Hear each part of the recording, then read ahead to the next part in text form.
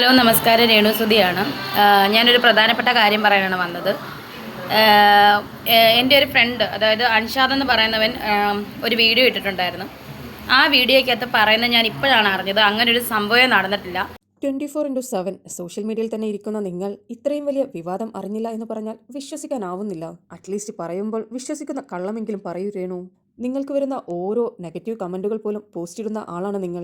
എന്നിട്ട് നിങ്ങൾക്ക് ചുറ്റും ഇത്രയും ആൾക്കാർ റിയാക്ട് ചെയ്ത വീഡിയോസ് ഒന്നും നിങ്ങൾ കണ്ടിട്ടില്ല എന്ന് പറഞ്ഞു കഴിഞ്ഞാൽ എങ്ങനെയാണ് രേണു നിങ്ങളെ വിശ്വസിക്കുക? സീമാജി നായർ ചേച്ചി ഹോസ്പിറ്റലിൽ വന്നെന്നുള്ള സത്യമാണ്. എന്നെ കാണാൻ ICU കയറിയിട്ടില്ല, എന്നെ കണ്ടിട്ടില്ല. വീഡിയോ കോളിലാണ് എൻ്റെ ചേച്ചി കാണിച്ചു തന്നത് ചേച്ചീനെ. അതുപോലെ ആ ഒരു പിക്ക് AI പിക്കാണ്. ബുദ്ധിയുള്ളവർക്കും അല്ലാത്തവർക്കും എല്ലാം മനസ്സിലാക്കുന്ന കാര്യമാണ് ഞാൻ ഇട്ടേക്കുന്ന AI പിക്ക്. അങ്ങനെ ഒരു പിക്ക് ചേച്ചി എന്നെ നേരിട്ട് കാണാത്തതുകൊണ്ടും എടുക്കാൻ പറ്റാത്തതുകൊണ്ടും ഫോട്ടോ എടുക്കാൻ പറ്റാത്തതുകൊണ്ടും ICU കയറ്റാത്തത് കൊണ്ടും ആ ഒരു പിക്ക് AI വെച്ചിട്ട് ഞാൻ എൻ്റെ ഫ്രണ്ട്സിനെ കൊണ്ട് ചെയ്യിപ്പിച്ചതാണ്. ആ AI വെച്ചിട്ട്, അല്ലാതെ അത് എല്ലാവർക്കും കണ്ടറിയാം AI ആണ്. നിങ്ങൾ കാണിക്കുന്നതിൽ ഏതാണ് സത്യമെന്നും ഏതാണ് കള്ളമെന്ന് പോലും തിരിച്ചറിയാൻ പറ്റുന്നില്ല ഇപ്പോൾ. കാരണം അങ്ങനെയാണ് നിങ്ങൾ എല്ലാവരെയും മാനിപ്പുലേറ്റ് ചെയ്തുകൊണ്ടിരിക്കുന്നത്. ഞാൻ പോലും നിങ്ങൾ പറഞ്ഞതിന് ശേഷമാണ് അത് AI ഇമേജ് ആണെന്ന് അറിഞ്ഞത്. കാരണം നിങ്ങളെ ഈ അവസ്ഥയിൽ ഒരുപാട് പേർ വന്ന് കാണുന്നുണ്ട്. ആ കൂട്ടത്തിൽ സീമ ചേച്ചിയും നിങ്ങളെ വന്ന് കണ്ടിട്ടുണ്ടാകും എന്ന് തന്നെയാണ് ഞാനും കരുതിയിരുന്നത്. പിന്നെ ആ ഫോട്ടോ സൂം ചെയ്ത് കണ്ട് ആസ്വദിക്കാൻ പറ്റിയ ഇമേജ് ഒന്നുമല്ലല്ലോ. അതുകൊണ്ട് തന്നെ അത് AI ആണോ LA എന്നൊന്നും വേർതിരിച്ച് കാണുവാൻ പോലും പറ്റിയില്ല. സീമ ചേച്ചി അങ്ങനെ ആർക്കെങ്കിലും അസുഖം വന്നു കഴിഞ്ഞാൽ ഉടനെ ഓടിയെത്തുന്ന ഒരു ആളാണ്. അതുകൊണ്ട് തന്നെ നിങ്ങളുടെ അടുത്തേക്കും വന്നു കാണുമെന്നാണ് ഞാനും വിചാരിച്ചിരുന്നത്. പിന്നെ നിങ്ങൾ ആ ഫോട്ടോയും അതുകൂടാതെ ഒരു പോസ്റ്ററും അപ്ലോഡ് ചെയ്തിട്ടുണ്ടായിരുന്നല്ലോ. അതിലൊന്നും നിങ്ങൾ പറഞ്ഞിട്ടില്ല നിങ്ങൾക്ക് ചേച്ചിയെ കാണാൻ കഴിഞ്ഞിട്ടില്ല എന്ന്. അപ്പം പിന്നെ അവിടെ ആ ഹോസ്പിറ്റലിൽ വൈറ്റ് ആൻഡ് വൈറ്റ് ആണ് നമുക്ക് ICUയിൽ ഇടേണ്ട വേഷം. മെഡിക്കൽ കോളേജിൻ്റെ കാര്യം അറിയാമല്ലോ. ആരും ICUയിൽ കയറ്റത്തൊന്നുമില്ല. ചേച്ചി ആവശ്യത്തിന് എന്തെങ്കിലും ആവശ്യമുണ്ടെങ്കിൽ, എനിക്കിപ്പം ബാത്റൂമിൽ പോകണമെങ്കിൽ ആവശ്യമുണ്ടെങ്കിൽ സിസ്റ്റർമാർ വിളിക്കുമ്പോൾ എൻ്റെ ചേച്ചി വന്ന് കാണും. അതല്ലാതെ വെറുതെ സഹായം ചെയ്യുന്നവരെ, എന്നെ വന്ന് കാണുന്നവരെ ഇങ്ങനെ ക്രൂശിക്കരുത് ദയവേത്. നിങ്ങൾക്ക് എന്നോട് എന്തെങ്കിലും വൈരാഗ്യം ഉണ്ടെങ്കിൽ ക്യാൻസറിൻ്റെ ചികിത്സയൊന്നും നിങ്ങൾ ഇതാക്കണ്ട. നിങ്ങൾ എന്നോട് വിരോധമുള്ളവർ വന്ന് എന്നെ കൊല്ലുക, അല്ലെങ്കിൽ വിഷം തന്ന് കൊല്ലുക, അല്ലെങ്കിൽ കുത്തിക്കൊല്ലുക. ക്യാൻസർ ആയിട്ട് എനിക്ക് ഏതായാലും മരിക്കാൻ പറ്റത്തില്ല. നിങ്ങൾ അങ്ങനെ ചെയ്യുക, അല്ലാതെ എന്നെ ഇങ്ങനെ ക്രൂശിക്കരുത്. രേണു, നിങ്ങൾ ഇപ്പോഴും ആരെങ്കിലും ക്രൂശിച്ചു കൊണ്ടിരിക്കുന്നുണ്ടെങ്കിൽ അതിൻ്റെ പൂർണ്ണ ഉത്തരവാദിത്തം നിങ്ങൾക്ക് തന്നെയാണ്. കാരണം നിങ്ങൾ അങ്ങനെയാണല്ലോ ഓരോ കാര്യങ്ങളും ചെയ്തു കൂട്ടുന്നത്. പല ആളുകൾക്കും ക്യാൻസർ രോഗികളോട് പുച്ഛം തോന്നുന്ന തരത്തിലുള്ള കാര്യങ്ങളാണ് നിങ്ങളിപ്പോൾ ചെയ്തുകൊണ്ടിരിക്കുന്നത്. നിങ്ങളുടെ വീഡിയോക്ക് താഴെ തന്നെ ഒരുപാട് കമൻറ്റുകൾ വന്നു കാണും. ക്യാൻസർ എന്ന് കേൾക്കുമ്പോൾ തന്നെ ഇപ്പോൾ പുച്ഛം തോന്നുന്നു എന്നൊക്കെയാണ് പല ആളുകളും പറഞ്ഞുകൊണ്ടിരിക്കുന്നത്.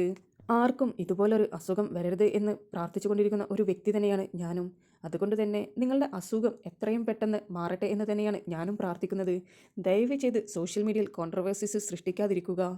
കഴിഞ്ഞ ദിവസം എന്നെ രേണു വെച്ച് വിളിച്ചിട്ടുണ്ടായിരുന്നു.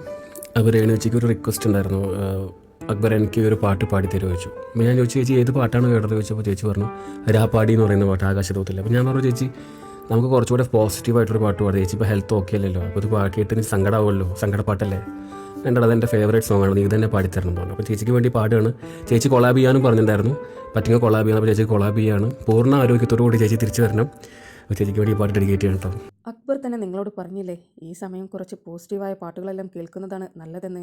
ആകാശദൂത് മൂവി കണ്ടവരാൾക്ക് ഈ പാട്ട് കേൾക്കുമ്പോൾ അറിയാതെ ഒന്ന് മനസ്സ് അലിഞ്ഞു പോകുന്നതും ഇല്ലെങ്കിൽ ഉള്ളിലൊരു വിഷമം തോന്നുന്നതുമായിട്ടുള്ള ഒരു പാട്ടാണ്. എന്തിനാണ് ഈ സമയത്തൊക്കെ ഇതുപോലെയുള്ള പാട്ടെല്ലാം കേട്ട് മനസ്സിന് കൂടുതൽ വിഷമം ആക്കിപ്പിക്കുന്നത്? എന്നിട്ട് അത് കൊളാബ് ചെയ്യാൻ പറയുകയും ആ പാട്ട് കേട്ട് കരഞ്ഞ് അത് വീണ്ടും നാട്ടുകാരെ കാണിക്കുക. എന്തിനാണ് ഇതുപോലെയുള്ള പ്രഹസനങ്ങളൊക്കെ കാണിക്കുന്നത്? ഓക്കെ, ഇനി നിങ്ങൾക്ക് ആ പാട്ടാണ് നിങ്ങളുടെ ഫേവറേറ്റ്, നിങ്ങൾക്ക് ആ പാട്ട് കേൾക്കാൻ കൊതിയാണ്. ഓക്കെ, അക്ബർ പാടിത്തന്നു, പിന്നെ അതെന്തിനാ കൊളാബ് ചെയ്യാൻ പറയുന്നത്? കൂടാതെ അതൊരു റീൽസാക്കി എടുത്ത് സോഷ്യൽ മീഡിയയിൽ കൊണ്ടുവന്ന് പബ്ലിഷും ചെയ്യുന്നു. എന്തിനാണ് രേണു നിങ്ങൾ നെഗറ്റീവ്സ് ഇങ്ങനെ ചോദിച്ചു വാങ്ങുന്നത്? ദയവ് ചെയ്ത് ഈ സമയത്ത് ഇതിൽ നിന്നെല്ലാം ഒന്ന് മാറി നിന്ന് നല്ല പോസിറ്റീവായ ചിന്താഗതിയോടുകൂടി മുന്നോട്ട് പോവുക. നിങ്ങളുടെ ഈ വീഡിയോസൊക്കെ കാണുമ്പോൾ നാട്ടുകാർക്ക് നിങ്ങളോടുള്ള ദേഷ്യം കൂടുകയാണ് ചെയ്യുന്നത്. പുച്ഛത്തിൻ്റെ അങ്ങേയറ്റമാണ് നിങ്ങളുടെ ഓരോ വീഡിയോസും കാണുമ്പോൾ പല ആളുകളും കമൻറ്റിലൂടെ തന്നെ പറഞ്ഞിരിക്കുന്നത്. നിങ്ങളിപ്പോൾ അന്യൻ കളിക്കുന്ന പോലെയാണ്. രാവിലെ മുതൽ ഉച്ചവരെ നിങ്ങൾ വളരെ ഓണാണ്. അതിൻ്റെ ഭാഗമായി ഒരുപാട് ഡാൻസുകളും പാട്ടുകളുമായിട്ട് നിങ്ങൾ വരും. ഉച്ചയ്ക്ക് ശേഷം മുതൽ നിങ്ങൾക്ക് വേദനയുടെ ആ മൂഡാണ്. ആ സമയത്ത് കരച്ചിലും ഈ കയ്യിലെ ട്യൂബ് പിടിച്ചിട്ടുള്ള ഒരുപാട് നാടകങ്ങളും ഇതൊക്കെയാണ് നിങ്ങൾ കാഴ്ചവെച്ചുകൊണ്ടിരിക്കുന്നത്. നിങ്ങളുടെ വീഡിയോസൊക്കെ നിങ്ങൾ തന്നെ ഒന്ന് എടുത്തു നോക്കൂ. കൂടാതെ സോഷ്യൽ മീഡിയയിലുള്ള മറ്റു ക്യാൻസർ രോഗികളുടെ പല വീഡിയോസും ഒന്ന് കണ്ടു നോക്കൂ. അവരൊക്കെ ചെയ്യുന്നത് പോലെയും അല്ലെങ്കിൽ അവരൊക്കെ കാണിക്കുന്ന തരത്തിലാണോ നിങ്ങൾ കാണിച്ചുകൊണ്ടിരിക്കുന്നത്? ഓക്കെ, നിങ്ങൾക്ക് ഡാൻസും പാട്ടുമെല്ലാം വളരെ ഇഷ്ടമാണെന്ന് പറയുന്നു. ആയിക്കോട്ടെ, നിങ്ങൾ ഡാൻസും പാട്ടും എല്ലാം ചെയ്തോളൂ, അതെല്ലാം കാണാൻ ഞങ്ങളും റെഡിയാണ്. പക്ഷേ ഇതിൻ്റെ ഇടയിൽ ഈ ക്യാൻസറിനെ കുത്തിപ്പിടിച്ചിട്ടുള്ള ഈ നാടകമുണ്ടല്ലോ, അതൊന്ന് നിർത്തിയാൽ മാത്രം മതി. നിങ്ങളെ സ്നേഹിക്കുന്നവരെ പോലും നിങ്ങളിപ്പോൾ വെറുപ്പിച്ചുകൊണ്ടാണ് ഇരിക്കുന്നത്. അതൊന്ന് ദയവ് ചെയ്ത് മനസ്സിലാക്കണം. എൻ്റെ ഈ വീഡിയോ ഒക്കെ നിങ്ങൾ കാണുമോ ഇല്ലയോ എന്നൊന്നും എനിക്കറിയില്ല. എങ്കിലും സ്വയം കോമാളിയാകാതെ സൂക്ഷിക്കുക എന്നുള്ള ഒറ്റ കാര്യം മാത്രമേ എനിക്ക് രേണുവിനോട് പറയുവാനുള്ളൂ. നിങ്ങൾക്ക് വീഡിയോ ഇഷ്ടപ്പെട്ടിട്ടുണ്ടെങ്കിൽ ഒരു ലൈക്കും ഷെയറും സബ്സ്ക്രൈബും ചെയ്യുവാൻ മറക്കരുത്. ഈ വീഡിയോയിൽ ഞാൻ ആരെയും വേദനിപ്പിക്കാനായിട്ട് ഒന്നും ഉദ്ദേശിച്ച് പറഞ്ഞിട്ടില്ല. പൊതുസമൂഹം ചർച്ച ചെയ്യുന്ന ചില കാര്യങ്ങൾ മാത്രമാണ് ഞാനും പറഞ്ഞു പോയിട്ടുള്ളൂ. ഇൻ കേസ് എൻ്റെ വീഡിയോയിലെ ഏതെങ്കിലും വാക്കുകൾ ഏതെങ്കിലും തരത്തിൽ രേണുവിനെ വേദനിപ്പിച്ചിട്ടുണ്ടെങ്കിൽ മാപ്പ് പറയുവാനും ഞാൻ തയ്യാറാണ്. പക്ഷെ ഇപ്പോൾ നിങ്ങൾ സോഷ്യൽ മീഡിയയിൽ എന്നെ ടാർഗറ്റ് ചെയ്ത് കണ്ടന്റ് ആക്കി സമൂഹത്തിൽ എന്നെ വലിച്ചു കീറുന്ന സിറ്റുവേഷൻ വന്നതുകൊണ്ട് എനിക്ക് ചില കാര്യങ്ങൾ പറയാൻ നിർബന്ധിതമാവുകയാണ്. തൃക്കൊടിത്താനം പോലീസ് സ്റ്റേഷനുമായിട്ട് രാഹുൽ ദാസ് ഓടിച്ച വാഹനം എന്തുകൊണ്ട് പോലീസ് വിട്ടുകൊടുക്കുന്നില്ല? ഈ 3 സുഹൃത്തുക്കളെ പോലീസ് പിടിച്ചു നിർത്തുന്നു, ഇവരവിടെ ചെല്ലുന്നു, ഇവര് പോലീസിന്റെ മുമ്പിൽ എഴുതി വെക്കുന്നു, കോടതികളിൽ അവർക്ക് വേണ്ട പേയ്മെന്റുകളൊക്കെ കോടതിയിൽ ഫൈൻ കെട്ടിവെക്കും. ഈ രാഹുൽ ദാസ് എന്ന് പറയുന്ന കിച്ചു, അദ്ദേഹം കൊല്ലം സുധിയുടെ ആദ്യ ഭാര്യയിൽ ഉണ്ടായ മകനാണെന്ന് കേരളത്തിലുള്ള എല്ലാവർക്കും അറിയാം. കൊല്ലം സുധിയുടെ 2 മക്കളുടെ പേരിൽ 7 സെന്റ് സ്ഥലം എന്റെ കുടുംബ സ്വത്തിൽ നിന്ന് തുല്യ അവകാശമായി. അത് പ്രത്യേകം നിങ്ങൾ നോട്ട് ചെയ്യുക. തുല്യ അവകാശമായിട്ട് രാഹുൽ ദാസിനും രാഹുൽ ദാസിന്റെ അനുജൻ ഋതുൽ ദാസിനും അവകാശമായി ഞാൻ എഴുതി കൊടുത്തിട്ടുള്ളതാണ്, സന്തോഷത്തോടു കൂടെ. ഇപ്പോഴും അത് പറയുന്ന സന്തോഷത്തോടു കൂടെയാണ്. ഞാൻ ഒരിക്കലും അതിനെ എതിർത്തിട്ടോ ആ കാര്യങ്ങളെ പറ്റി ഒന്നും സങ്കടപ്പെടുകയോ ചെയ്യുന്നില്ല. ഞാൻ എതിർത്ത കാര്യം എന്തുള്ളെന്ന് ചോദിച്ചു കഴിഞ്ഞാൽ, ഈ രാഹുൽ ദാസ് എന്ന് പറയുന്ന ചെറുപ്പക്കാരൻ, ഇപ്പോൾ അവൻ 23 വയസ്സ് പ്രായമുണ്ട്. ഇവരുടെ ഫാമിലിയിൽ എന്തൊക്കെയോ ഇഷ്യൂസ് നടക്കുന്നുണ്ട്. അത് വളരെ ഇന്റേണൽ ആയിട്ടുള്ള കാര്യങ്ങളാണ്. പക്ഷേങ്കിൽ അവര് താമസിച്ചുകൊണ്ടിരുന്ന മേഖല ഇവിടെ അടുത്താണ്, ഞങ്ങളുടെ അടുത്താണ് ഇവരുടെ ഈ പൊങ്ങന്താനം ഒക്കെയുള്ള സ്ഥലങ്ങൾ. നിവാസികളായിട്ടുള്ള പ്രിയപ്പെട്ട പല അയൽവാസികളും ഈ രാഹുൽ ദാസിനെ പറ്റിയുള്ള പല കാര്യങ്ങളും ഈ വസ്തു ഞാൻ എഴുതി കൊടുത്തതിന് ശേഷമായിട്ട് നടന്ന പല സംഭവങ്ങളും എന്നോട് വന്ന് പറഞ്ഞിരുന്നു. ഞാൻ അപ്പോഴും ആ കാര്യങ്ങളെ അത്ര ഗൗരവമായിട്ട് എടുത്തില്ല. കാരണം അത് മനുഷ്യരെന്തെങ്കിലും പറയുന്നതാണെന്നാണ് ചിന്തിച്ചുകൊണ്ടിരുന്നത്. കാരണം അത് പബ്ലിക്കിനോട് പറയേണ്ട ഒരു ആവശ്യം എനിക്ക് വന്നിട്ടില്ല, ഒരിക്കലും വന്നിട്ടില്ല. ഇപ്പോഴെന്താണ് വന്നെന്ന് ചോദിച്ചു കഴിഞ്ഞാൽ, രേണു സുധിക്ക് സുഖമില്ലാതെ വീട്ടിൽ വിശ്രമിക്കുകയാണ്. ഞാൻ അറിഞ്ഞ കാര്യമാണ്, പൊതുസമൂഹത്തോട് പറയുന്നത്. ആ സമയത്ത് രേണു സുധിയുടെ മുൻകാല ജീവിതത്തിൽ പല വീഴ്ചകളും കുറവുകളും ഒക്കെ വന്നിട്ടുണ്ട്. പക്ഷെ ആ പോരായ്മകളൊക്കെ നമ്മൾ ഒരാൾ സുഖമില്ലാതിരിക്കുമ്പോൾ അവരെ നമ്മൾ എന്താ പറയാ കല്ലെടുത്ത് എറിയുന്ന ഒരു അനുഭവം ആകാൻ പാടില്ല. അവർ ആരോഗ്യത്തോടെ ഇരിക്കുമ്പോഴാണെങ്കിൽ അവരോട് വന്ന് വീട്ടിൽ വന്ന് സംസാരിച്ചത് നമുക്ക് സോൾവ് ചെയ്യാം. ഒരു മകനും അമ്മയും തമ്മിലുള്ള ബന്ധം പോലെ അവർക്ക് 2 കൂട്ടർക്കും അത് പറഞ്ഞു തീർക്കാവുന്ന കാര്യങ്ങളാണ്. പക്ഷെ ഇവര് 2 കൂട്ടരും അത് പറയാതെ 2 കൂട്ടരും സോഷ്യൽ മീഡിയയിലൂടെ എന്ത് ചെയ്തു, ഇത് ജനങ്ങളുടെ ഇടയിലേക്ക് കൊണ്ടുവന്നു. കഴിഞ്ഞപ്പോൾ ഞാൻ ഈ കുഞ്ഞുങ്ങളെ സപ്പോർട്ട് ചെയ്തു എന്നുള്ളൊരു കാരണത്താൽ അനവധി പേരുടെ ചോദ്യങ്ങൾ എന്റെ നേരെ വരികയുണ്ട്. ദേശനിവാസികളായിട്ടുള്ള അയൽവാസികളായിട്ടുള്ളവർ. കാരണം ഇവരുടെ വീട്ടിൽ പല ഇഷ്യൂസ് ഉണ്ടായിട്ടുണ്ട്. അത് അവരുടെ ഇന്റേണൽ കാര്യങ്ങൾ, അത് ഫാമിലി കാര്യം അവരാണ് പറയേണ്ടത്. പക്ഷെ ഞാൻ അറിഞ്ഞിരിക്കുന്ന പേഴ്സണൽ കാര്യങ്ങൾ ഞാനത് പബ്ലിക്കിനോട് പറയാൻ ഒക്കത്തില്ല. പക്ഷെ ഇപ്പോൾ നിങ്ങൾ സോഷ്യൽ മീഡിയയിൽ എന്നെ ടാർഗറ്റ് ചെയ്ത് കണ്ടന്റ് ആക്കി സമൂഹത്തിൽ എന്നെ വലിച്ചു കീറുന്ന സിറ്റുവേഷൻ വന്നതുകൊണ്ട് എനിക്ക് ചില കാര്യങ്ങൾ പറയാൻ നിർബന്ധിതമാവുകയാണ്. അതിന്റെ പ്രധാന കാര്യം, രാഹുൽ ദാസ് എന്ന് പറയുന്ന വ്യക്തിയുമായിട്ട് ഞാൻ 2 പ്രാവശ്യമേ കണ്ടിട്ടുള്ളൂ. ഞങ്ങൾ തമ്മിൽ കണ്ടിട്ട് ഒന്ന് വസ്തു കൊടുക്കുന്ന സമയത്ത്, പിന്നെ എപ്പോഴോ ഒരു പ്രാവശ്യം അവരുടെ വീട്ടില് ചടങ്ങ് എന്തോ നടക്കും, ഹൗസ് വാമിംഗ് ചടങ്ങിന് കണ്ടു. അത്രയുമേ ഞാൻ കണ്ടിട്ടുള്ളൂ, 2 ടൈംസേ കണ്ടിട്ടുള്ളൂ. പക്ഷേങ്കിൽ ഈ ചെറുപ്പക്കാരൻ, ഈ രാഹുൽ ദാസ് എന്ന് പറയുന്ന കിച്ചു, നിരവധി കാര്യങ്ങളിൽ പല രീതിയിലുള്ള പ്രയാസങ്ങൾ ഉണ്ടാക്കിയിട്ടുണ്ടെന്നുള്ള കാര്യങ്ങൾ കേൾക്കുമ്പോൾ നമുക്കത് ചോദിക്കേണ്ട ആവശ്യമില്ല. നമ്മൾ ഒരാളെ ഹെൽപ്പ് ചെയ്തു, അത് അവിടെ കൊണ്ട് കഴിഞ്ഞു പോയല്ലോ, എനിക്ക് അതിനെപ്പറ്റി ചിന്തിക്കേണ്ട ആവശ്യമില്ല. എന്നാൽ ഞാൻ ഈ കഴിഞ്ഞ 2024 ക്രിസ്തുമസിന് ഈ രാഹുൽ ദാസും ഇദ്ദേഹത്തിന്റെ 3 സുഹൃത്തുക്കളും എന്റെ വീടിനോട് ചേർന്നുള്ള വീടാണല്ലോ അവർക്ക് കൊടുത്തിരിക്കുന്ന വസ്തു, അവിടെ ഇവർ വരികയും ക്രിസ്തുമസ് സമയത്ത് ഇവര് സെലിബ്രേഷൻസിൽ പോകുന്ന സമയത്ത് ഇവരെ പോലീസ് പിടിക്കുവാനിടയായി. രാത്രിയിൽ മാന്താനം എന്ന സ്ഥലത്ത് വെച്ചാണ് പോലീസ് പിടിച്ചിരിക്കുന്നത്. പോലീസ് പിടിച്ച് ഇവരുടെ ബൈക്ക് കൊണ്ടുപോയ ശേഷം രാത്രിയിൽ ഈ പയ്യൻ അവിടെ നിന്ന് നടന്ന് ഇവരുടെ വീട്ടിലേക്ക് വരികയുണ്ടായി. വന്നു കഴിഞ്ഞപ്പോൾ പോലീസ് ഇവരുടെ വീട്ടിൽ ബന്ധപ്പെട്ടതിന്റെ കൂടെ എന്നെ പോലീസ് ബന്ധപ്പെടുവാനിടയായിട്ടുണ്ട്. പല കാര്യങ്ങൾ ഈ പയ്യനെ പറ്റി എന്നോട് ചോദിച്ചു. ഞാൻ പറഞ്ഞു എനിക്ക് ഇതിനെപ്പറ്റി ഒന്നും അറിയത്തില്ല. അപ്പോഴ് ഈ ബൈക്ക് പിടിച്ചുകൊണ്ടുവന്ന് പോലീസ് സ്റ്റേഷനിൽ വെച്ചു. ഈ പയ്യനെ കൊണ്ടല്ലേ എഴുതി വെപ്പിച്ചു കാര്യങ്ങൾ, ഇനി ഇങ്ങനെ കാര്യങ്ങൾ ഉണ്ടാകത്തില്ല. പക്ഷേ ഞാൻ പറയുന്നത്, ഇന്ന് ഈ ദിവസം വരെ രാഹുൽ ദാസ് പോയിട്ട് ഈ ബൈക്ക് തിരിച്ചെടുത്തിട്ടില്ല. എന്താ കാരണം? ആ ബൈക്ക് എടുത്തുകൊണ്ട് പോകാൻ പോലീസിന്റെ അടുത്ത് പോയി അത് എടുത്തുകൊണ്ട് പോകേണ്ട ഉത്തരവാദിത്തം അവനുള്ളതാണ്. അവനത് എടുക്കുവാനായിട്ട് അവിടെ മടങ്ങി ചെല്ലുന്നില്ല. എന്താണെന്നുള്ള കാര്യം തൃക്കൊടിത്താനം പോലീസുമായിട്ട് ബന്ധപ്പെടട്ടെ. തൃക്കൊടിത്താനം പോലീസ് സ്റ്റേഷനുമായിട്ട് രാഹുൽ ദാസ് ഓടിച്ച വാഹനം എന്തുകൊണ്ട് പോലീസ് വിട്ടുകൊടുക്കുന്നില്ല?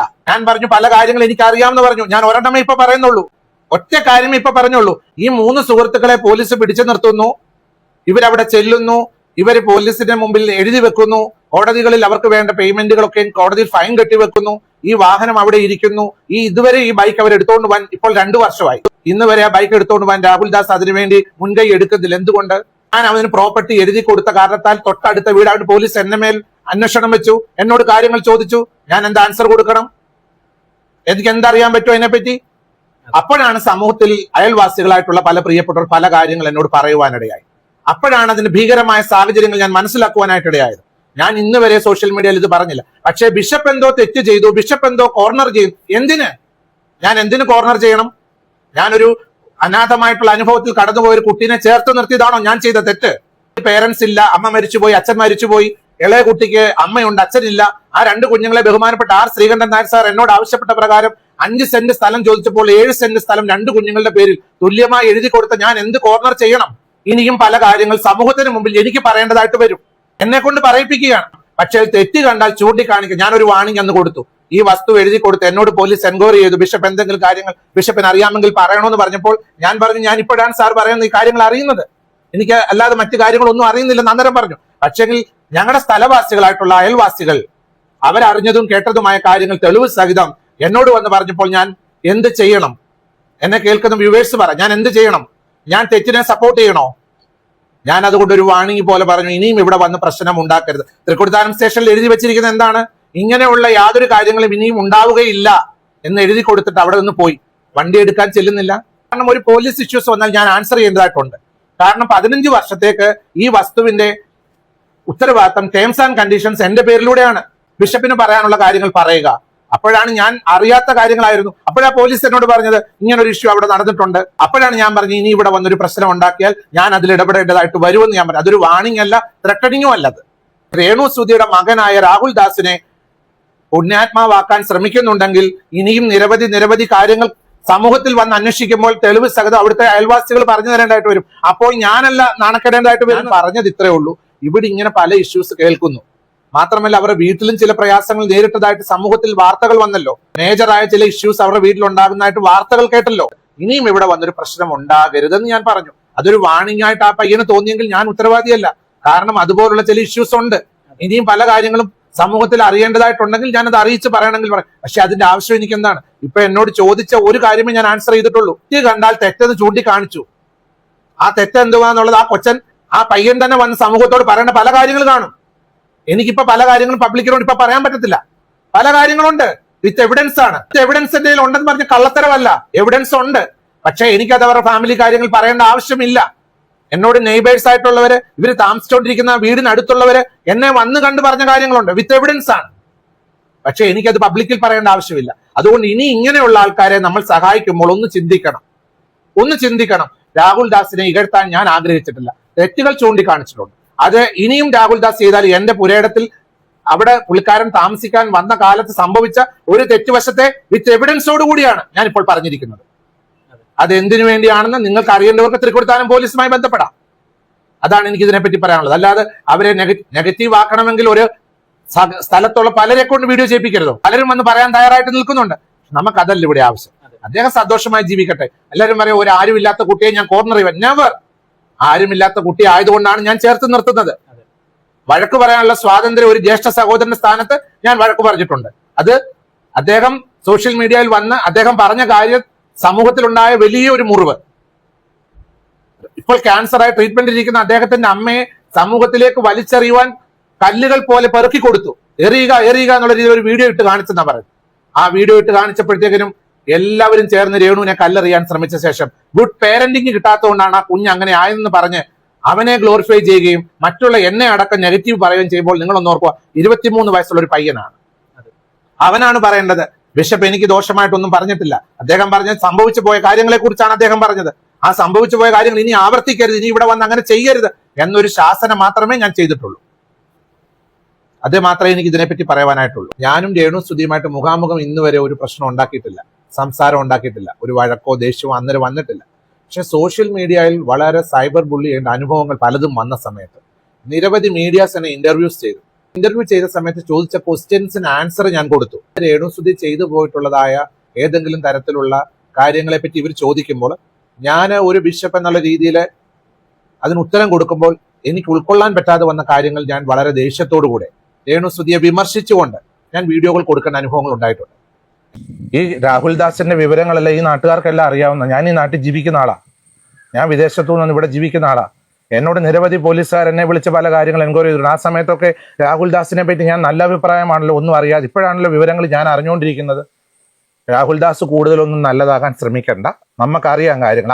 ആരും നല്ലതാണെന്ന് ശ്രമിക്കേണ്ട. അഹങ്കാരമായത് ഈ വീട്ടിൽ വന്ന അഹങ്കാരം കാണിക്കാൻ നോക്കത്തില്ല. കാരണം ഇവിടെ പല നാട്ടുകാരും നാട്ടിലുള്ള ആൾക്കാർ അതിനെപ്പറ്റി ഇപ്പൊ ചർച്ച ചെയ്തോളുണ്ട്. അദ്ദേഹത്തെ പറ്റിയുള്ള കാര്യം ഞാൻ ഈ നാട്ടുകാരെ കൊണ്ടും വീഡിയോ ഇടിപ്പിക്കും. പല കാര്യങ്ങൾ പറയാനുണ്ടാവും. പല കാര്യങ്ങൾ രാഹുൽ ദാസ്, ഞാൻ കിച്ചു എന്ന് വിളിക്കാൻ ആഗ്രഹിക്കുന്നില്ല. എൻ്റെ അവരുടെ സർട്ടിഫിക്കറ്റ് ഒക്കെ ഇവിടെ ഇരിക്കുന്ന സർട്ടിഫിക്കറ്റിനകത്ത് രാഹുൽ ദാസ് എന്നാണ് അദ്ദേഹത്തിന്റെ പേര്. ഈ രാഹുൽ ദാസ് എന്ന് പറയുന്ന വ്യക്തിയോട് എനിക്ക് പറയുവാനുള്ളത്, നീ സഹായിക്കണമെന്ന് ഞാൻ നിന്നോട് ആവശ്യപ്പെടുന്നില്ല. നീ സഹായിക്കണ്ട. അനേകർ നിന്നെ സഹായിച്ചാൽ നീ തരത്തിലൊക്കെ എത്തിയിരിക്കുന്നത്. അതുകൊണ്ട് ദൈവത്തെ വിളിച്ച് ശാന്തമായിട്ട് നീ ജീവിക്കാനാണ് എനിക്ക് നിന്നോട് പറയാനായിട്ടുള്ളത്. അത് പറയാനുള്ള അതോറിറ്റി എനിക്കുണ്ട്. മാടപ്പള്ളിയിലോ പ്ലാന്തോട്ടത്തിലോ അഹങ്കാരം കാണിക്കാൻ വരികയും ചെയ്യണ്ട. അതുകൂടെ എനിക്ക് പറയാനുണ്ട്. കാരണം ഈ വസ്തുവിന് ഉടമസ്ഥൻ ഞാനായിട്ടാണ് ഇവിടെ ജീവിക്കുന്നത്. ഇവിടെ വന്ന് ബഹളം എടുക്കാനോ ശല്യം എടുക്കാനോ ഒന്നും വരണ്ട. രേണുസുതി ഒരു രോഗിയാണ്. ഇവിടെ വന്ന് അങ്ങനെ എന്തെങ്കിലും ഇനി ആ പെൺകുട്ടിയെ ആക്ഷേപിക്കുന്ന വീഡിയോ പുള്ളിക്കാരൻ ഇടുവാണെങ്കിൽ നിയമ നടപടികളുമായിട്ട് ഞങ്ങൾ മുന്നോട്ട് പോകാൻ തന്നെയാണ് തീരുമാനിക്കുന്നത്. എൻ്റെ കൂടെ ഒരു തീരുമാനം അതാണ്. നിയമ നടപടികളുമായിട്ട് പോകും. കാരണം അവരൊരു ലേഡിയാണ്, ഒരു സുഖമില്ലാത്ത സ്ത്രീയാണ്. ഏതറ്റം വരെ നിയമ നടപടികളുമായിട്ട് പോകാം, അറ്റം വരെ ആ കുടുംബവുമായിട്ട് ചേർന്ന് നിന്ന് മാക്സിമം നിയമ നടപടികളായിട്ട് അവനവൻ്റെ കാര്യം നോക്കി ജീവിക്കുന്നതായിരിക്കും ബെറ്റർ. അവൻ്റെ കാര്യം നോക്കി ജീവിക്കട്ടെ. ആ സഹോദരി അവരുടെ കാര്യം നോക്കി ജീവിക്കുന്നുണ്ടല്ലോ. ഇവിടെ അവർക്കൊരു വീട് സ്ഥലവും എല്ലാവരും കൂടെ ചേർന്ന് കൊടുത്തിട്ടുണ്ട്. അതൊക്കെ ഈ നാട്ടുകാർക്ക് അറിയാവുന്ന കാര്യം തന്നെയാണ്. വീഡിയോ ഇടാൻ ആർക്കാ പറ്റാത്തത്? ഈ രാഹുൽ ദാസിന്റെ വിവരങ്ങളെല്ലാം ഈ നാട്ടുകാർക്കെല്ലാം അറിയാവുന്ന, ഞാൻ ഈ നാട്ടിൽ ജീവിക്കുന്ന ആളാ, ഞാൻ വിദേശത്തു നിന്ന് ഇവിടെ ജീവിക്കുന്ന ആളാ. എന്നോട് നിരവധി പോലീസുകാർ എന്നെ വിളിച്ച് പല കാര്യങ്ങൾ എൻക്വയറി ചെയ്തിട്ടുണ്ട്. ആ സമയത്തൊക്കെ രാഹുൽ ദാസിനെ പറ്റി ഞാൻ നല്ല അഭിപ്രായമാണല്ലോ, ഒന്നും അറിയാതെ. ഇപ്പോഴാണല്ലോ വിവരങ്ങൾ ഞാൻ അറിഞ്ഞുകൊണ്ടിരിക്കുന്നത്. രാഹുൽ ദാസ് കൂടുതലൊന്നും നല്ലതാകാൻ ശ്രമിക്കേണ്ട, നമുക്കറിയാം കാര്യങ്ങൾ. ആരും നല്ലതാണെന്ന് ശ്രമിക്കേണ്ട. എല്ലാവരും ഒരു വെടിക്കുള്ളത് കയ്യിലുള്ളവരാ. രാഹുൽ ദാസിൻ്റെ ഒരു വെടിക്കുള്ളതൊക്കെ ഉണ്ട്. അതെന്തൊക്കെയാണെന്ന് എൻ്റെ ലിസ്റ്റുണ്ട്. പോലീസുകാരുടെ എന്നുള്ള വിവരങ്ങളൊക്കെ എൻ്റെ ഉണ്ട്. ഞാനിവിടെ ജീവിക്കുന്ന ആളാ. രാഹുൽ ദാസ് പഠിച്ച് നല്ലൊരു ജോലിക്കാരനായി മിടുക്കനായി ജീവിക്കുക. അത് രേണുസുതിയെ കൂടുതൽ അങ്ങ് കുടുംബത്തെ ചവിട്ടി താക്കാൻ ശ്രമിക്കുവാണെങ്കിൽ കൂടെ നിൽക്കാൻ ആൾക്കാരുണ്ട്. ഞാൻ മാത്രമല്ല, ഒരുപാട് പേര് രേണുസുതിയുടെ കുടുംബത്തെ സപ്പോർട്ട് ചെയ്യാനായിട്ടുണ്ട്. കൊല്ലത്ത് അവിടെ ജീവിക്കുക, സന്തോഷമായിട്ട് ജീവിക്കുക. ഇവിടെ വീടുണ്ട്, ഇവിടെ റൂമുണ്ട്. വേണമെങ്കിൽ ഇവിടെ ഒന്ന് സമാധാനത്തോടെ അന്തസ്സായിട്ട് അഭിമാനത്തോടെ ജീവിക്കാം. ആ പെൺകുട്ടി എന്നോട് ഒരാൾ വിളിച്ച് പറഞ്ഞത് പല കാര്യങ്ങൾ അവർക്ക് പുറത്ത് പറയാൻ പറ്റത്തില്ലെന്നാണ് പറഞ്ഞത്. അതൊക്കെ പറയുവാണെങ്കിൽ രാഹുൽ ദാസ് ചിലപ്പോൾ ഇച്ചിരി ബുദ്ധിമുട്ടേണ്ടതായിട്ട് വരും. ഞങ്ങളൊക്കെ അങ്ങ് ഇറങ്ങും. എങ്ങോട്ടിറങ്ങും? നിയമപരമായിട്ട്, ലീഗലി നീങ്ങും. അവന് 22-23 വയസ്സില്ലേ? സ്വന്തം കാര്യം നോക്കി സന്തോഷമായി ജീവിക്കട്ടെ. അത്രേ എനിക്ക് അതിനെപ്പറ്റി പറയാനുള്ളൂ. അഹങ്കാരമായത് ഈ വീട്ടിൽ വന്ന അഹങ്കാരം കാണിക്കാൻ നോക്കത്തില്ല. കാരണം ഇവിടെ പല നാട്ടുകാരും നാട്ടിലുള്ള ആൾക്കാർ അതിനെപ്പറ്റി ഇപ്പൊ ചർച്ച ചെയ്തോളുണ്ട്. വിവരങ്ങളൊക്കെ ഉണ്ട് നമ്മുടെ കയ്യിൽ. ഞാനിപ്പോഴാണ് ഇതിനെപ്പറ്റിയൊക്കെ അറിയുന്നത്. ഈ പുള്ളിക്കാരൻ ഇങ്ങനെ പല കാര്യങ്ങളിൽ കേസിൽ പെട്ടെന്നൊക്കെ ഉള്ളവരെ ഞാൻ പോലീസുകാർ പറഞ്ഞായിരുന്നു. പക്ഷെ ഇപ്പം ഞാൻ പല കാര്യങ്ങൾ അറിയുന്നുണ്ട്. ഇവിടെ എൻ്റെ ഈ പുരയിടത്തിനകത്ത് അതൊന്നും നടക്കത്തില്ല. ഇവിടെ നടക്കത്തില്ല. ഒന്നും ശരിയായ പ്രവണതയല്ല. കുടുംബത്തെ ബുദ്ധിമുട്ടിക്കാൻ ഞാൻ സമ്മതിക്കത്തില്ല. അങ്ങനെ പുള്ളിക്കാരനെ സപ്പോർട്ട് ചെയ്തുകൊണ്ട് കാര്യങ്ങൾ ചെയ്യുക, ഇവരെ ചവിട്ടി താഴോട്ട് കൊണ്ട്, അതൊക്കെ എന്തിൻ്റെ നീതിയാണ്? അതൊന്നും നീതിയാണെന്ന് എനിക്ക് തോന്നുന്നില്ല. അദ്ദേഹത്തിന് ഇവിടെ ജീവിക്കണമെങ്കിൽ സന്തോഷമായിട്ട് വന്ന് ജീവിക്കുക. അദ്ദേഹത്തിന്റെ വീട് അവിടെ ഉണ്ട്, ആരും പൊളിച്ചു കളഞ്ഞിട്ടില്ല. അദ്ദേഹത്തിന് അവിടെ ബെഡ്റൂം ഉണ്ട്, അതിനകത്ത് വന്ന് സന്തോഷമായിട്ട് താമസിക്കുക. പുള്ളിക്കാരന് ആ വയ്യാതിരിക്കുന്ന ആ സഹോദരിയെ, ആരോഗ്യമില്ലാതെ മരണവും ജീവന്റെ ഇടയിൽ നിൽക്കുന്ന ഒരു സഹോദരിയെ, അവരെ ഇപ്പം ആൾക്കാരുടെ മുമ്പിലേക്ക് ഇങ്ങനെ പിച്ചി ചീന്താനായിട്ട് എറിഞ്ഞു കൊടുത്തിട്ടുണ്ടെങ്കിൽ അദ്ദേഹത്തെ പറ്റിയുള്ള കാര്യം ഞാൻ ഈ നാട്ടുകാരെ കൊണ്ടും വീഡിയോ ഇടിപ്പിക്കും. പല കാര്യങ്ങൾ പറയാനുണ്ടാവും, പല കാര്യങ്ങൾ. അതുകൊണ്ട് നമ്മൾ എന്തിനാ വെറുതെ വേറൊരാളെ ഡിസ്റ്റർബ് ചെയ്യാൻ പാടില്ല എന്നുള്ളതാണ് എൻ്റെ അഭിപ്രായം. ഈ ചെയ്ത തെറ്റിനെ ഞാൻ അംഗീകരിക്കുന്നില്ല. അത് ഈ രാഹുൽ ദാസ് ചെയ്തേക്കുന്ന ഏറ്റവും വലിയൊരു ഇപ്പം അവന് എല്ലാവരും അവരുമായിട്ട് ചേർന്ന് ക്ഷമയോടും പ്രാർത്ഥനയോടും കൂടെ അവരോടുകൂടെ നിൽക്കുന്നൊരു സന്ദർഭമാണ്. ആ സമയത്ത് അവരെ നെഗറ്റീവ് ആക്കാനായിട്ടുള്ളൊരു പരിശ്രമമാണ് ചെയ്തത്. പക്ഷെ നെഗറ്റീവ് ആയത് രാഹുൽ ദാസ് ആണ്. ഒരിക്കലും രേണുസുതിയോ അവരുടെ കുടുംബമോ നെഗറ്റീവിലേക്ക് പോകത്തില്ല. കാരണം അവരെ സ്നേഹിക്കുന്നവർ ചേർത്ത് നിർത്തുക തന്നെ ചെയ്യും. കാരണം അവരെ തിരിച്ചു കൊണ്ടുവരേണ്ടത് ആ കൊച്ചുമകൻ്റെ ഈ പറഞ്ഞ രാഹുൽ ദാസിന്റെ അനുജനായിട്ടുള്ള ഋതുൽ ദാസ് എന്ന് പറഞ്ഞ കുഞ്ഞിന് 6.5 വയസ്സ് പ്രായമേ ഉള്ളൂ. ആ കുഞ്ഞിന്റെ പിതാവ് മരിച്ചുപോയി. മാതാവ് ഈ സാഹചര്യത്തിലൂടെ കടന്നു പോകുമ്പോൾ എത്രയും വേഗം സുഖം പ്രാപിച്ച് വരിക എന്നുള്ളത് തീർച്ചയായിട്ടും ഈ രാഹുൽ ദാസോട് ചിന്തിക്കേണ്ട ഒരു കാര്യമാണ്. ആ സമയത്ത് അവരുടെ സൗഖ്യത്തിന് വേണ്ടി പ്രാർത്ഥിക്കുകയായിരുന്നു ചെയ്യേണ്ടത്. അവർ എന്തൊക്കെയോ അവരുടെ കഷ്ടപ്പാടിന്റെ ഇതായിട്ട് അവർക്ക് ഇഷ്ടമുള്ള ജോലി അവർ ചെയ്തു. ആ ജോലിയെ വിമർശിക്കാൻ ഞാൻ ആളല്ല ഒരിക്കലും. അപ്പൊ തീർച്ചയായിട്ടും അവരുടെ വളർത്തു മകൻ എന്ന രീതിയിൽ ആ മാതാവിനോട് കാണിച്ച ഏറ്റവും വലിയ ഒരു നന്ദികേട് എന്നുള്ളൊരു വാക്കാണ് എനിക്ക് ഈ സന്ദർഭത്തിൽ പറയാനുള്ളത്. നന്ദികേട്. ബിഷപ്പിന്റെ ഈ വാക്കുകളെല്ലാം കേട്ടതിന് ശേഷം എനിക്ക് ചില കാര്യങ്ങൾ പറയണമെന്ന് തോന്നി. അച്ഛനോടുള്ള എല്ലാ റെസ്പെക്റ്റോടും കൂടിയാണ് ഞാനിത് പറയാൻ പോകുന്നത്. എൻ്റെ വാക്കുകൾ ആരെങ്കിലും വേദനിപ്പിക്കാൻ പോകുന്നുണ്ടെങ്കിൽ മുൻകൂറായി തന്നെ ഞാൻ ക്ഷമ ചോദിക്കുന്നു. ഒന്നും പറയാതിരുന്ന കിച്ചുവിനെ ആദ്യം സൈബർ ബുള്ളിങ്ങിന് ഇട്ടുകൊടുത്തത് ആരാണ്? രേണു ഒരു വീഡിയോയുമായി വന്നതിന് ശേഷമായിരുന്നില്ലേ ഇത്രയും പ്രശ്നങ്ങളെല്ലാം ഉടലെടുത്തത്? അന്ന് ആ വീഡിയോ അപ്ലോഡ് ചെയ്യുമ്പോൾ തന്നെ രേണു പറഞ്ഞിട്ടുണ്ടായിരുന്നു ഇത് എന്തായാലും വിവാദമാകുമെന്നുള്ളത് എനിക്കറിയാമെന്ന്. അതുപോലെ തന്നെയല്ലേ സംഭവിച്ചത്? എല്ലാത്തിനും തുടക്കമിട്ടിരുന്നത് രേണു തന്നെയായിരുന്നില്ലേ? അവസാനം കിച്ചു എന്ന് പ്രതികരിച്ചപ്പോൾ എല്ലാവരും ഇപ്പോൾ കിച്ചുവിന് നേരെയല്ലേ തിരിഞ്ഞുകൊണ്ടിരിക്കുന്നത്? അമ്മയും മകനുമായിട്ടുള്ള പ്രശ്നങ്ങൾ തീർക്കേണ്ട സ്ഥലം സോഷ്യൽ മീഡിയയല്ല. ഇവിടെ രണ്ടുപേരുടെ ഭാഗത്തും തെറ്റുണ്ട്. ഇപ്പോഴുള്ള പ്രശ്നത്തിന്റെ ആദ്യ കാരണം രേണു തന്നെയാണ്. രണ്ടാമതേ കിച്ചുവായി വരുന്നുള്ളൂ. കാരണം രേണുവിന്റെ വീഡിയോക്ക് മറുപടിയായിട്ടാണ് കിച്ചു വീഡിയോ ഇട്ടിരിക്കുന്നത്. പക്ഷേ കിച്ചു ആ വീഡിയോയിലൂടെ കാണിച്ച കാര്യങ്ങളോട് ഞാൻ ഒട്ടും യോജിക്കുന്നില്ല.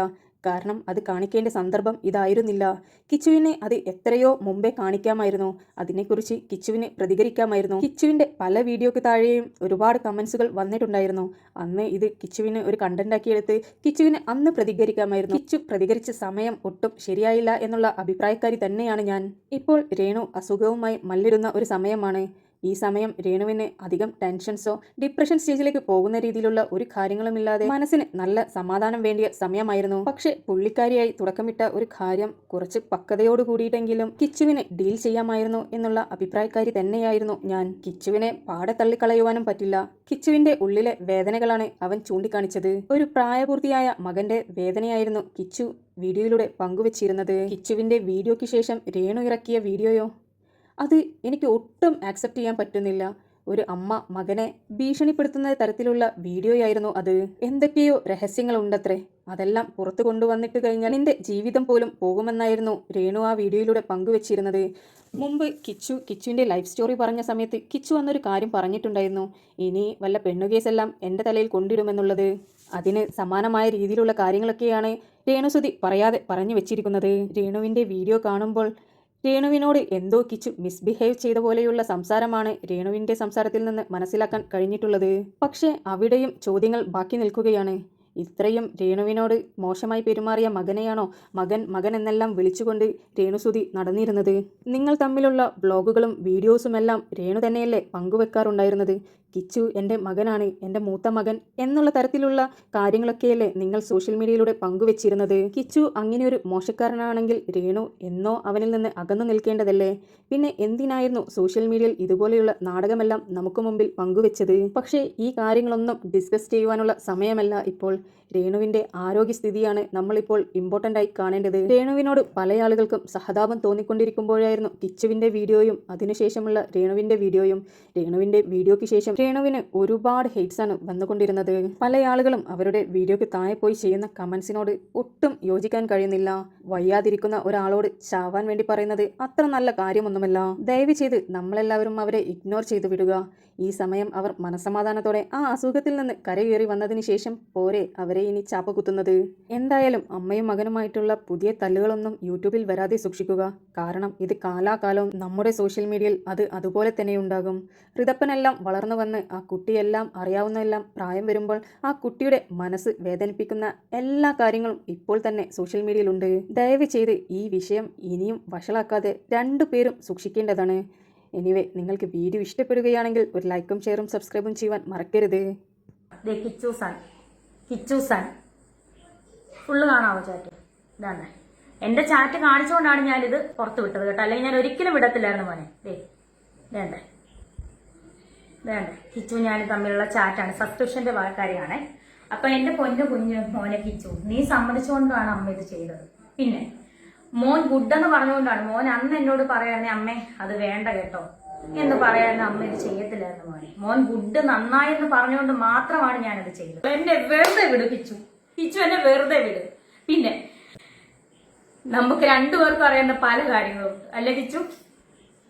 ഫ്യൂച്ചർ വരെ ബാധിക്കുന്ന കാര്യങ്ങളുണ്ട്. സോ അതെന്നെ കൊണ്ട് പറയിപ്പിക്കരുത് കിച്ചു. എന്റെ കുഞ്ഞ് നിന്നെ ചേട്ടനായിട്ട് കണ്ടുപോയി, ഇനി എന്നെ കൊണ്ടൊന്നും പറയിപ്പിക്കരുത് കിച്ചു. ഞാൻ ക്യാൻസർ വന്ന് ഇനി ഞാൻ മരിച്ചാൽ പോലും എനിക്ക് നീ ഒന്നും ചെയ്യണ്ട. എന്റെ ഋതപ്പൻ, എന്റെ കുഞ്ഞ്, ഞാൻ പ്രസവിച്ച എന്റെ ഒരേ ഒരു കുഞ്ഞ്, നിന്നെ ഞാൻ ആ ഋതപ്പനേക്കാൾ കൂടുതൽ ഞാൻ സ്നേഹിച്ചു. നിന്നെ ഞാൻ ഋതപ്പനേക്കാൾ കൂടുതൽ ഞാൻ നിനക്ക് എന്റെ സബ്സ്ക്രിപ്ഷനിൽ കിട്ടിയ പൈസ വരെ ഞാൻ നിനക്ക് തന്നു. ഒരുപാട് പൈസകൾ ഞാൻ ഉറക്കമൊളിച്ച്, ഞാൻ ആൽബങ്ങൾ ചെയ്തത്, ഞാൻ ഉറക്കമൊളിച്ച് ഗൾഫിൽ പോയി പ്രൊമോഷൻ ചെയ്തത് എല്ലാം ഞാൻ നിനക്ക് അതിൽ നിന്ന് ഒരു ഓഹരി ഞാൻ നിനക്ക് തന്നിട്ടുണ്ട്. നീ അതെല്ലാം വാങ്ങിച്ചിട്ടുണ്ട്. ആ ചാറ്റുകളെല്ലാം എന്റെ കയ്യിലുണ്ട്. പക്ഷെ ഞാൻ അത് കാണിക്കത്തില്ല കിച്ചു. നീ അല്ല ഞാൻ. നിന്റെ അമ്മ സ്വന്തം പെറ്റതള്ള നിന്നെ ഇട്ടിട്ട് പോയതൊട്ടുള്ള 1.5 വയസ്സുള്ള ഒട്ട കഥകൾ വരെ എന്നോട് നീ പറഞ്ഞു വെച്ചു. കൊല്ലത്തെ വീട്ടിൽ വെച്ച് നീ അനുഭവിച്ച, ചെറുപ്പത്തിൽ അനുഭവിച്ച കാര്യങ്ങൾ വരെ നീ എന്നോട് പറഞ്ഞിട്ടുണ്ട്. രാഹുൽ ദാസിനെ പറ്റി, എന്നെ പറ്റി പറയുന്നല്ലോ സസ്പെൻഷൻ. ഞാൻ സസ്പെൻഷൻ അല്ലേ തുടങ്ങിയുള്ളൂ നിയമപരമായിട്ട്. നിയമവിരുദ്ധമായിട്ട് ഞാനൊന്നും ചെയ്തിട്ടില്ലല്ലോ. കിച്ചു, നീ ഇപ്പോഴല്ലേ 1 വർഷമായിട്ടല്ലേ നീ ഇപ്പം സ്വന്തം കാര്യം നിൽക്കാൻ തുടങ്ങിയ കാര്യങ്ങളൊക്കെ. ഇതിനു മുന്നേ ഒരു രാഹുൽ ദാസ് ഉണ്ടായിരുന്നു.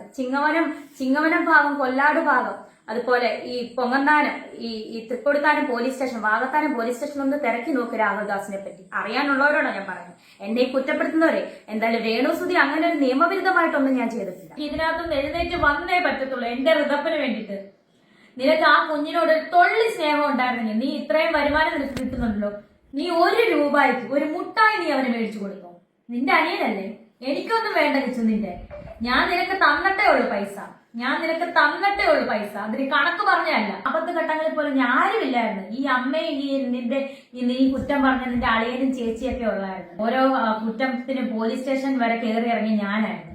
എനിക്ക് ഒരു സ്നേഹവും എനിക്ക് തരണ്ട, എന്നെ വന്ന് കാണണ്ട, ആരുടെ വിഷമം തീർക്കാൻ എന്നെ വന്ന് കാണും. ഇന്ന് വരെ കണ്ടുമില്ല, വിളിച്ചുമില്ല, മിണ്ടിയില്ലല്ലോ. വേണ്ട, ഇനി ഇത് വേണ്ട.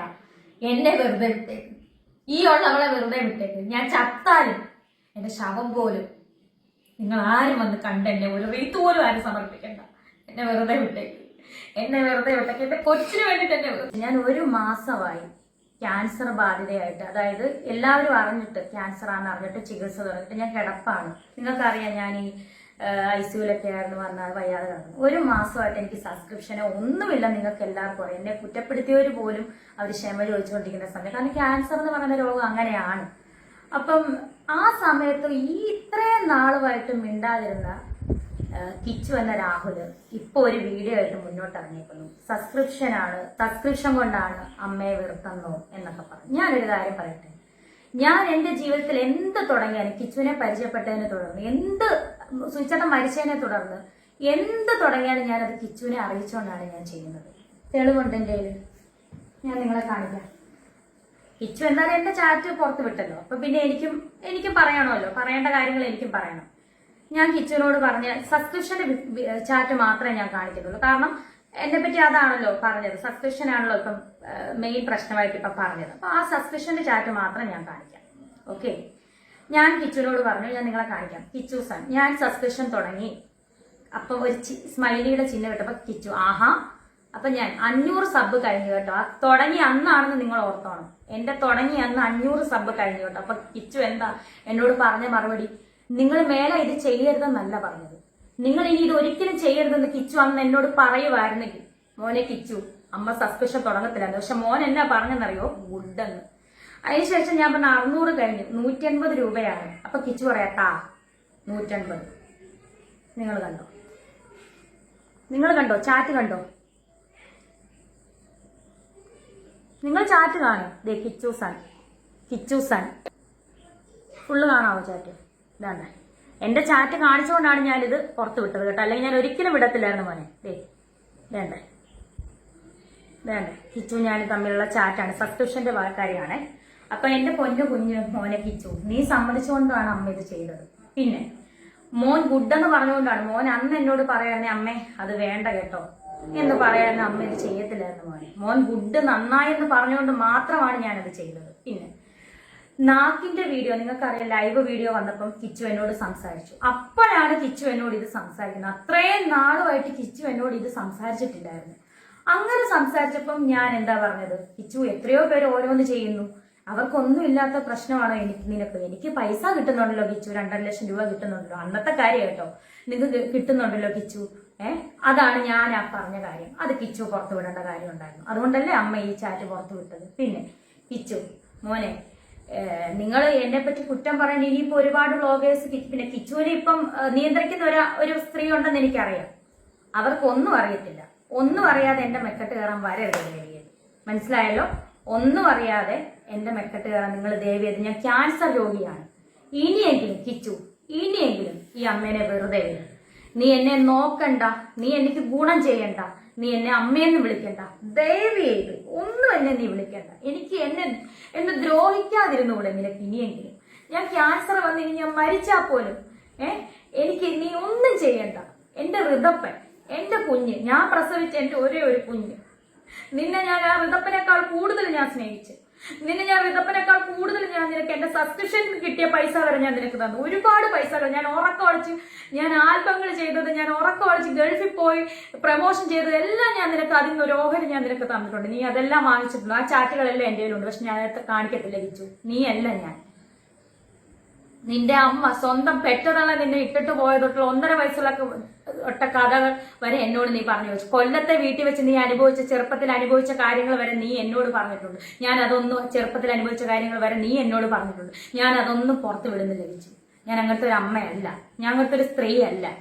ഇനിയെങ്കിലും എന്നെ വെറുതെ വിടുക. ഞാൻ ക്യാൻസർ രോഗമായിട്ട് ഞാൻ മല്ലിടുവാണ്.